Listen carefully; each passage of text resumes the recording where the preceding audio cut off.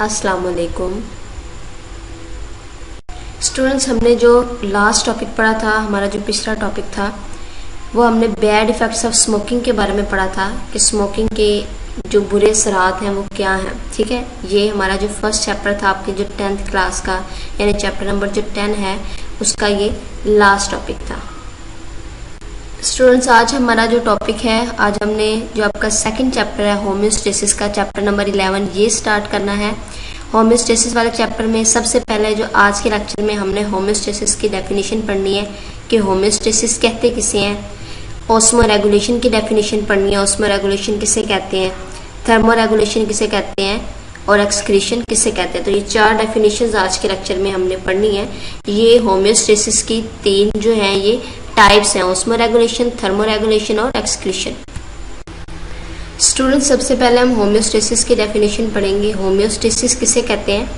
बैरूनी माहौल में तब्दीलियां आने के बावजूद जिस्म के अंदरूनी हालात में तवाज़न कायम रखना। ठीक है, कि बैरूनी माहौल जो है उसमें जितनी मर्जी डिस्टर्बेंस है, लेकिन जो बॉडी के इंटरनल इन्वायरमेंट है वो मेंटेन रहेगा, उसमें इक्विलिब्रियम स्टैब्लिश रहेगा। इसे हम कहते हैं होम्योस्टेसिस। इसकी एग्जांपल आप क्या लेंगे कि देखिए हमारी बॉडी का जो मेंटेन टेम्परेचर है वो 37 सेल्सियस है। ठीक है ना, 37 सेंटीग्रेड है। अब सर्दियां हो या गर्मियां हो, ये बॉडी टेम्परेचर इतना ही मेंटेन रहता है हमारी बॉडी का। ठीक है ना, बाहर के माहौल में गर्मी भी आती है, सर्दी भी आती है, लेकिन हमारा जो इंटरनल बॉडी टेम्परेचर है वो इसी के राउंड अबाउट रहता है। ठीक है, और वो 37 सेल्सियस टेम्परेचर है।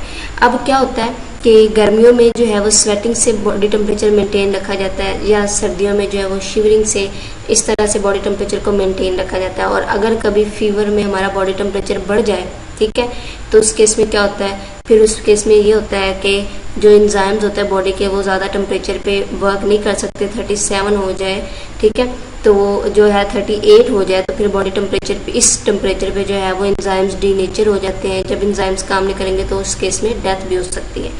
इसी तरह जो मर्जी जो है, फॉर एग्जांपल हमने बहुत ज़्यादा जो है वो शुगर ईट कर लिया, ठीक है ना, तो हमारी बॉडी में क्या होती है, शुगर में, ब्लड में जो शुगर लेवल है वो मेंटेन ही रहेगा, रेगुलेट रहेगा। जितनी रेगुलेट उसकी वैल्यू होती है, जितनी नॉर्मल उतनी ही रहेगी। ठीक है ना, इस केस में इंसुलिन जो है वो काम करेगा, इंसुलिन ब्लड ग्लूकोज लेवल को कम करता है। ठीक है, तो इस तरह ये हमारी इंटरनल बॉडी में जो है ये इक्विलिब्रियम जो है एक तवाज़न कायम रहता है। ठीक है, इसके अलावा जो है, इसकी एग्जांपल आप लेंगे, जो ब्लड प्रेशर है वो भी हमारा मेंटेन रहता है। ठीक है, तो ये सारी होम्योस्टेसिस की एग्जांपल्स हैं कि बैरूनी माहौल जैसा भी उसमें चेंजेस आए, ठीक है, अंदरूनी माहौल का तवाज़न जो है वो कायम रहता है। स्टूडेंट्स, होम्योस्टेसिस की जो है पहली टाइप ऑस्मो रेगुलेशन है। ऑस्मो रेगुलेशन हम कहेंगे कि बॉडी में सॉल्ट्स और वाटर की जो बैलेंस रखना है, इसमें हम इसे कहेंगे क्या, ये ऑस्मो रेगुलेशन है। बॉडी फ्लूइड्स में, बॉडी फ्लूइड्स दो तरह के होते हैं, एक ब्लड होता है और दूसरा टिश्यू फ्लूइड होता है। ठीक है, जो सेल से बाहर की तरफ जो है वो बहता है। तो इनमें सॉल्ट या फिर जो वाटर है वो मेंटेन रहता है, इसको हम क्या कहते हैं, ऑस्मो रेगुलेशन कहते हैं। ठीक है, और ऑस्मो रेगुलेशन जो है ये किडनी जो है ऑस्मो रेगुलेशन में रोल प्ले करती है कि अगर हम बहुत ज़्यादा पानी भी पी लें, ठीक है ना, तो वो ज़्यादा पानी जो है वो स्टोर नहीं रखती बॉडी में, बल्कि उतना ही रखती है जितना कि बॉडी में नॉर्मल होता है। ठीक है ना, बाकी पानी जो है वो एक्सक्रीट हो जाता है यूरिनेशन से। ठीक है, तो इस तरह ऑस्मो रेगुलेशन हम कहेंगे कि बॉडी के अंदर, बॉडी फ्लूइड्स के अंदर पानी और नमकियात का तवाज़न कायम रखना। ठीक है, दूसरी जो इसकी टाइप है होम्योस्टेसिस की, थर्मो रेगुलेशन है। थर्म का मतलब हीट होता है, ठीक है, रेगुलेशन का मतलब है रेगुलेट करना उसको। ठीक है, अब थर्मो रेगुलेशन का क्या मतलब है कि बॉडी टेम्परेचर जो है उसको मेंटेन रखना। जैसे कि अभी मैंने आपको बताया कि ह्यूमन का बॉडी टेम्परेचर जो 37 सेल्सियस के राउंड अबाउट होता है, तो चाहे बैरूनी माहौल में जितनी मर्जी टेम्परेचर कम हो जाए या ज़्यादा हो जाए, लेकिन बॉडी ने टेम्परेचर को रेगुलेट रखना है, 37 के राउंड अबाउट रखना है। अगर इससे ज़्यादा या कम हो जाता है तो फिर हाइपरथर्मिया हो सकता है, और लोग के केस में हाइपोथर्मिया हो सकता है। ठीक है ना, यानी टेम्परेचर बहुत कम हो सकता है, इस वजह से बॉडी को नुकसान पहुँचता है और इस केस में डेथ भी हो सकती है।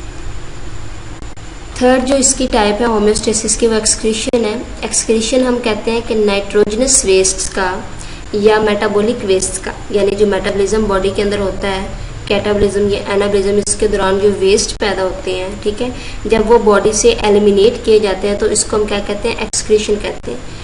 स्टूडेंट्स, इन मेटाबॉलिक वेस्ट की एलिमिनेशन ज़रूरी है। अगर ये एलिमिनेट नहीं होंगे तो बॉडी को नुकसान पहुंचता है इससे, ठीक है। जो एक्सक्रीटरी मटेरियल होता है, मेटाबॉलिक वेस्ट होते हैं, ये अमूमन नाइट्रोजनस वेस्ट होते हैं, यूरिया, यूरिक एसिड वगैरह, ठीक है। और बॉडी को जो है ये एक्सक्रीट करने जो है ये ज़रूरी होते हैं, ताकि बॉडी जो है वो अपनी मेंटेनेंस जो है वो कायम रखे, यानी कि वो बॉडी जो है वो अपना इक्विलिब्रियम जो है अपने अंदर जो है वो कायम रखे। तो एक्सक्रीशन जो है थर्ड टाइप है होम्योस्टेसिस की।